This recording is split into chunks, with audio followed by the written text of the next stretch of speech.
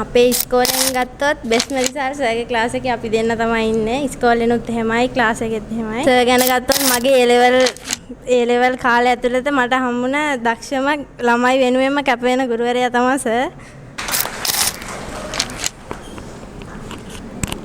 සුබ උදෑසනක් සියලු දෙනාටම. මගේ නම සයුරි තමෝදා. මගේ පාසල කුරුණෑගල මලියදේව බාලිකා විද්‍යාලය. මගේ රෑන්ක් එක 21. අපේ ඉස්කෝලෙන් ගත්තොත් බෙස්ට් මෙලිසාර් සර්ගේ ක්ලාස් එකේ අපි දෙන්න තමයි ඉන්නේ. ඉස්කෝලේනුත් එහෙමයි ක්ලාස් එකෙත් එහෙමයි.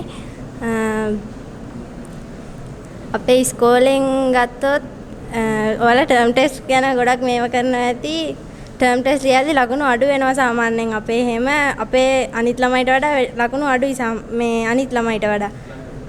අපිට ලකුණු දෙන්නේ නැහැ කියන්නේ ලියනවා හොඳ මදිද කියලා දන්නේ නැහැ. අපි සර්ගේ නෝට් එක තමයි පාඩම් කරන් ලියන්නේ. ඔයාලටත් හිතෙනවා ඇති සාමාන්‍යයෙන්. සර් ටර්ම් ටෙස්ට් වලට ගිහිල්ලා ලකුණු අඩු වුණාම සර්ගේ නෝට් එක වැරදිද මේක මදිද මේක වැඩිද හොඳ නැද්ද ඒ වගේ දේවල් හිතනවා. මටත් සර්ගේ ක්ලාස් ආව මුල්ම කාලේ හිතුණා. ඒ වුණාට එහෙම නැහැ කියලා එක්සෑම් ඔයාලට ටිකක් කල් යද්දි තේරෙයි. ඔයාලට හිතනවා ඇති ටර්ම් ටෙස්ට් වල වගේ A level ගියපුවාමත් රිසල්ට් නැති වෙයිද කියලා වගේ එකක් එනවා ඇති. ඒ වුණාට එහෙම වෙන්නේ නැහැ. අපිට ඒක ගැරන්ට් කරන්න පුළුවන් අනිවාර්යෙන්ම.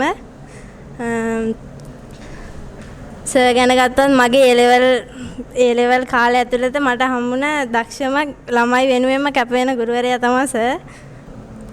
ඒ වුණාට ඒක අමාරු නෑ කියලා සර් පෙන්නනවා. සර්ගේ චිත්‍ර රූප ඔක්කොම ඔළුවට ගියපුවාම ඉතින් ආයෙ පාඩම් කරන්න දෙයක් නෑ වගේ තමයි ක්ලාස් එකේ උගන්වද්දි හොඳට අහගෙන ඉන්න වෙන වැඩ කරන්න එපා. සර්ගේ අවධානය බිඳින්න එපා. විශේෂයෙන්ම මන්නන දේ ඒ වෙලාවෙම ඔළුවට දාගන්න පස්සේ කරන්නම් එහෙම කියලා ඉන්න එපා. පස්සේ කොහොමවත් වැඩේ වෙන්නේ නෑ. උදේට දැන් MCQ එක අනිවාර්යෙන්ම උදේ ලියන්න. පස්සේ ලියන්නම් ගෙදර ගිහින් ලියන්නම් විභාග ලම් වෙලා ලියන්නම් කියලා ඉන්නේ නැතුව ඒ වෙලාවෙම ලියන්න.